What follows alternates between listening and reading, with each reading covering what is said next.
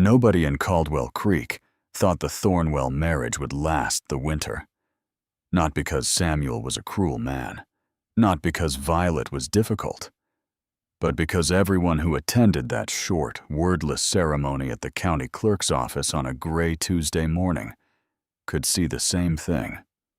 Two people standing side by side like strangers waiting for a stagecoach. Polite, distant, careful not to let their hands touch any longer than the moment required. The Reverend hadn't even been invited. Samuel Thornwell was 31 years old and owned 400 acres of flat, stubborn land southeast of town. Good soil, people said. Hard-working man, they also said. But the ranch had been bleeding quietly for 2 years, not from laziness, not from bad luck, but from the simple, practical truth that one man could not work that much land, manage the livestock, keep the books, and maintain a household all at once.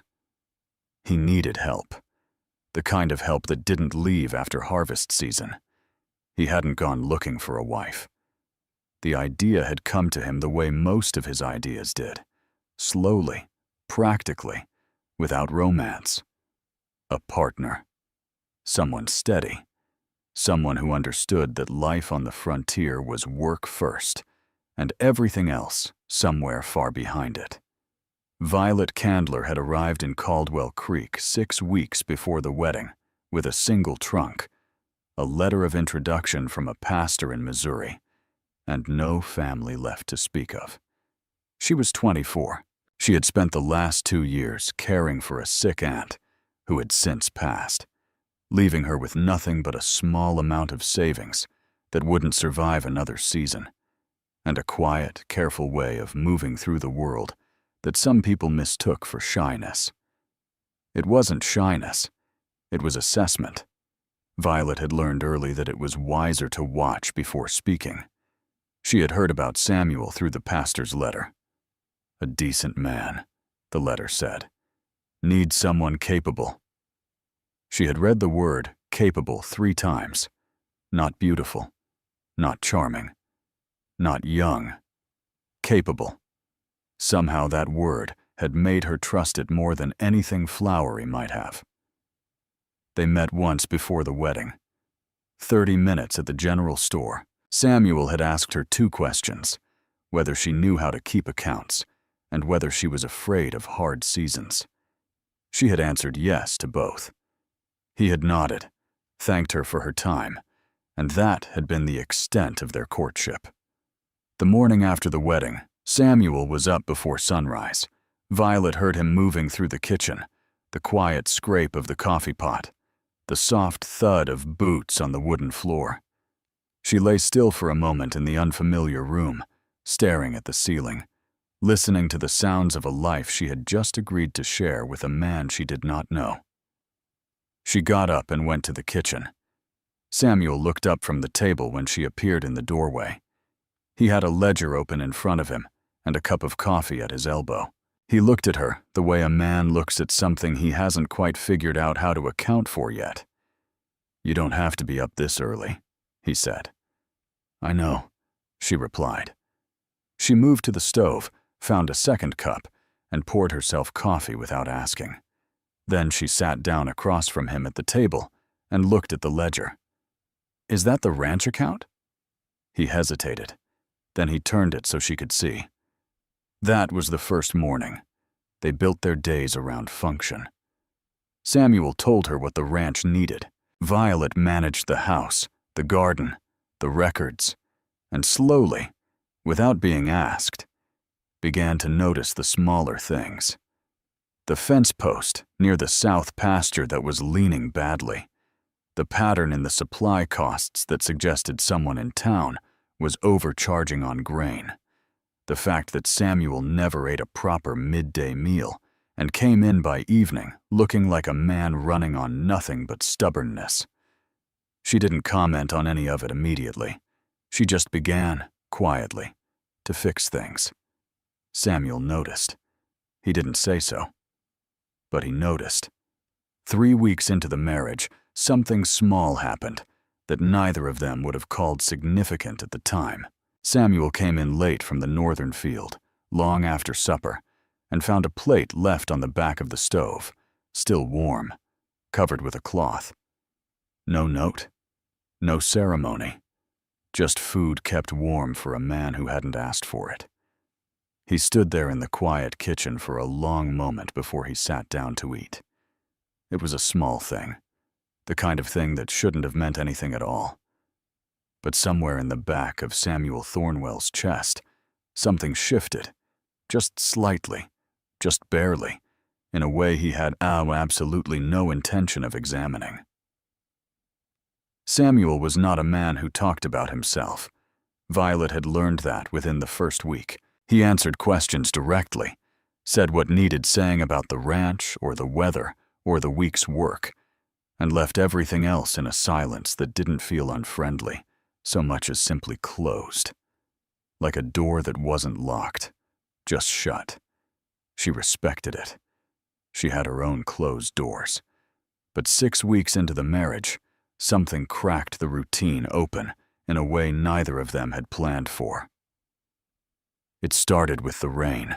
3 days of it, unrelenting, the kind that turned the dirt paths between the fields into slow rivers and kept everything and everyone pressed indoors.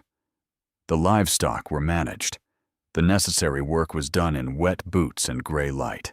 But by the second evening, there was nothing left to do but sit inside and exist in the same space without the buffer of chores between them. Violet was mending at the table. Samuel was reading, or holding a book at least. She wasn't certain he'd turned a page in an hour. "You grew up here?" she asked. Not because she needed to fill the silence. She was genuinely curious. Samuel looked up. The question seemed to catch him slightly off guard, as though he'd forgotten she was allowed to ask things like that. "Born about 12 miles east," he said. "Moved to this land when I was 19. "Alone?" A pause. "My father and I worked it together for a few years." He looked back at the book. "He passed." Violet didn't push, but she also didn't change the subject. "My mother passed when I was 11, she said simply. "My father remarried. I was never quite at home after that." Samuel looked up again. This time he didn't look away as quickly. "Is that why you came west?" he asked. It was the first question he had asked her about herself since the day they met at the general store. She felt the weight of it. Not heavy, just present. "Partly," she said, "and partly because I wanted something that was mine." She paused, then added quietly, "Even if it started as an arrangement." The word arrangement sat between them on the table like something neither of them was ready to pick up. Samuel nodded slowly. Then he closed the book. "I want you to know," he said, his voice careful, "that I intend to keep my word. This land is yours as much as mine. That's not something I say lightly." Violet looked at him steadily. "I know," she said. "I could tell that about you early on." "What could you tell?" "That when you say something, you mean it." She folded the mending in her lap. "There aren't as many people like that as you'd think." Samuel didn't respond right away, but something in the line of his shoulders changed, a barely noticeable loosening, the kind that comes when a person realizes they've been held tense for a very long time without knowing it. The rain kept falling. They sat in the same room, in the same quiet, but it was a different kind of quiet now. Less like two strangers tolerating each other. More like two people who had just, carefully, opened a single window between them. October came, and the workload doubled. Harvest season on the Thornwell Ranch meant long days that started before light and ended well after dark. Samuel worked the fields. Violet managed the supply runs into town, the record-keeping, the meals that had to stretch further and be ready earlier. It was relentless, and it required a kind of trust they hadn't formally agreed to. The trust of assuming the other person would handle their half without being reminded. Neither of them dropped their half. There was one afternoon, midway through October, when Samuel came in from the East Field unexpectedly and found Violet in an argument with Gerald Putnam, the grain merchant who operated out of a narrow shop on the main street and had a long-standing habit of adjusting his prices depending on who was doing the buying. Violet had the ledger open on the counter. She was not raising her voice. She didn't need to. She was simply walking Putnam through 6 weeks of receipts, line by line, in a tone so calm and precise that the man had gone slightly red in the face without quite knowing how to respond. Samuel stood in the doorway and watched. She won the argument. Putnam adjusted the price. Violet thanked him pleasantly, closed the ledger, and turned to find Samuel standing behind her with an expression she hadn't seen on him before. "You knew about that for weeks," he said, as they walked back to the wagon. "I wanted to be sure before I said anything," she replied. "How much did it save us?"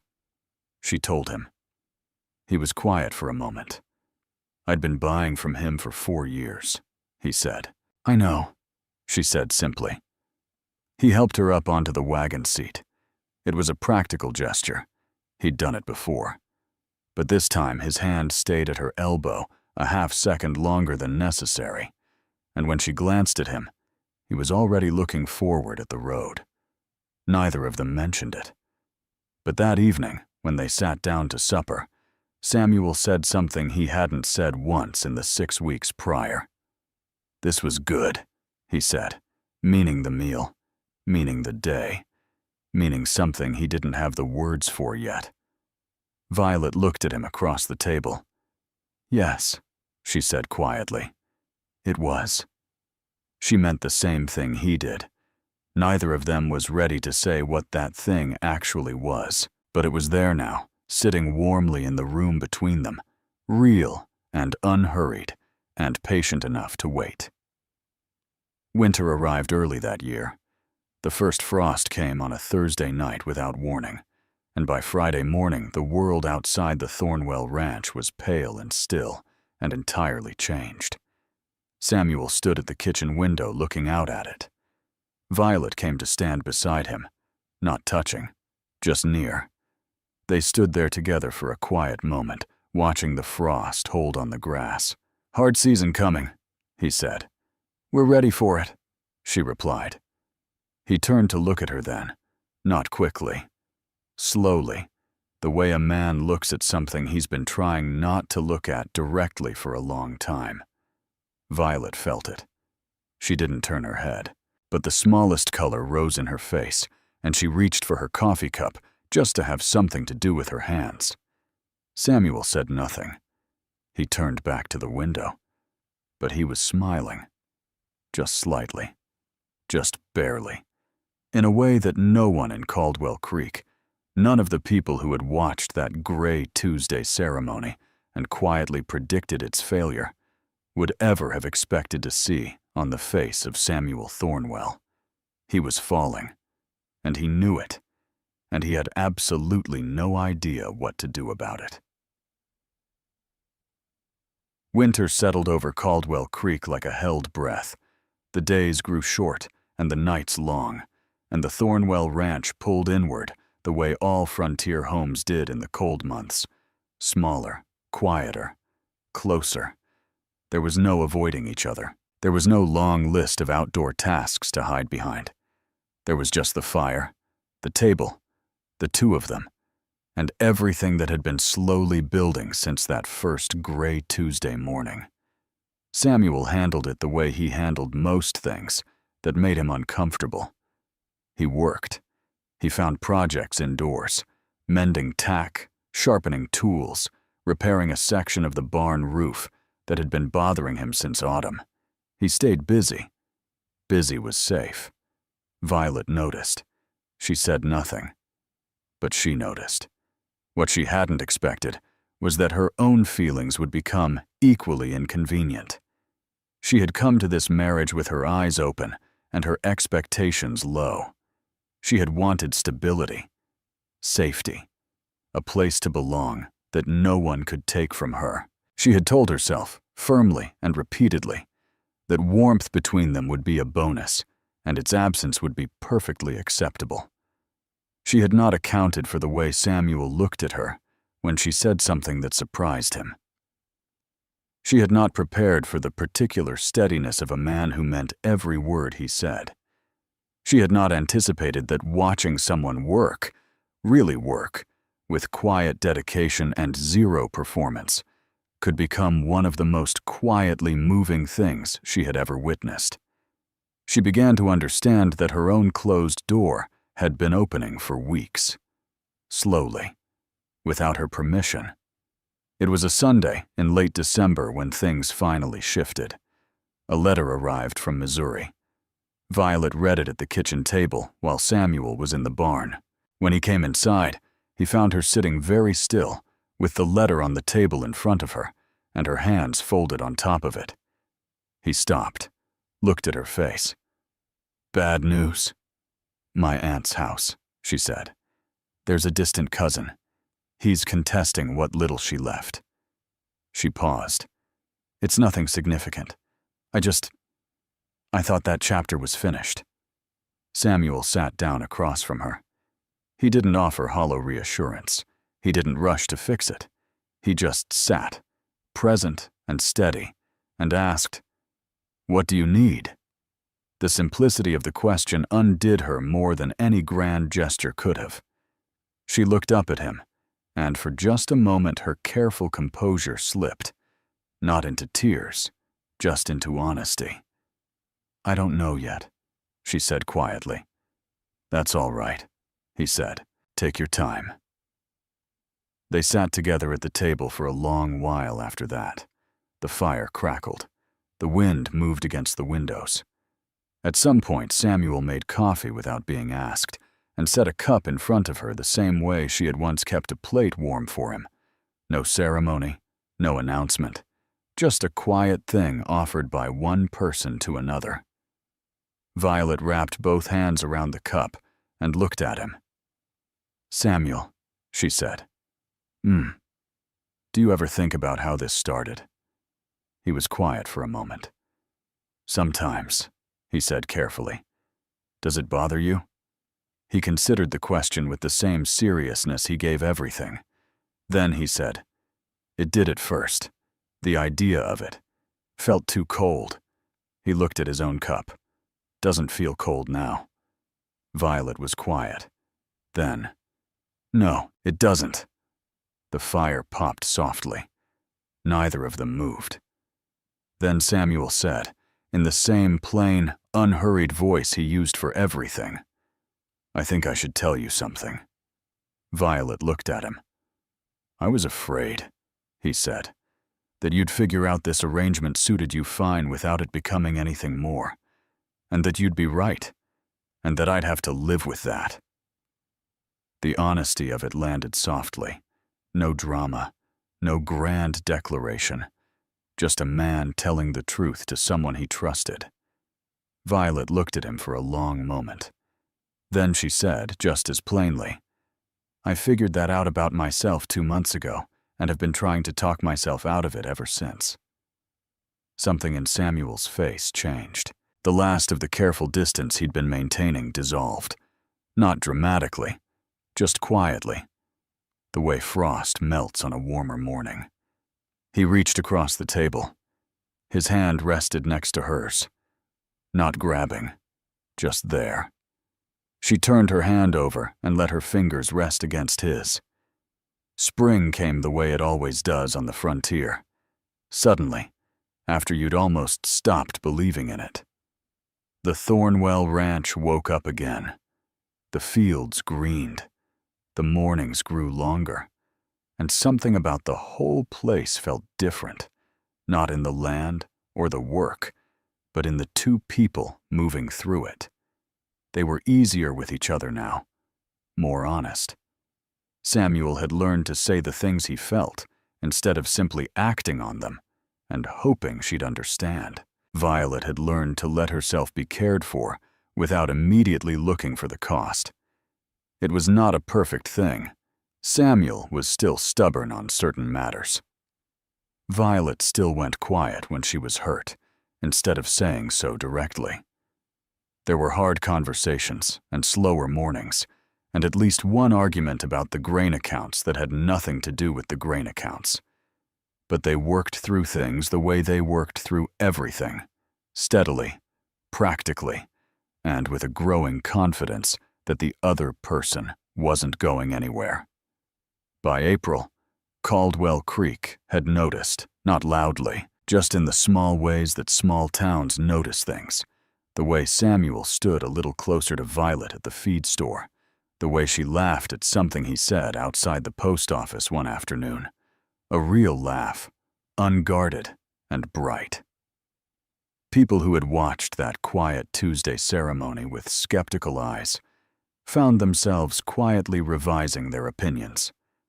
The Reverend, who had never been invited to the wedding, nodded to himself when he saw them together one Sunday morning. He'd married enough couples to know the difference between two people going through the motions and two people who had genuinely found each other. These two had found each other, just later than most, and in a less romantic way than most, and all the more solidly for it. The following January, on a cold, clear morning not so different from the one that had started all of it, Violet told Samuel something over breakfast. She told him quietly and watched his face. Samuel set down his coffee cup. He looked at her across the table, the same table where they had sat through a rainstorm and talked for the first time, where he had made her coffee on a hard December afternoon, where two people who had married for practical reasons had slowly, honestly, and without quite meaning to, built something real. He didn't say anything at first. He just stood up, came around the table, and put his arms around her in the unhurried, certain way of a man who has finally stopped being afraid of what he feels. Violet leaned into him and closed her eyes. Outside, the Thornwell land lay still and wide and waiting for another season. Inside, the fire was warm and the coffee was hot, and the life they had built, not from romance or grand promises, but from showing up day after day and choosing each other anyway, was fuller now than either of them had ever allowed themselves to hope. Nobody in Caldwell Creek had expected the Thornwell marriage to last the winter. It had lasted considerably longer than that.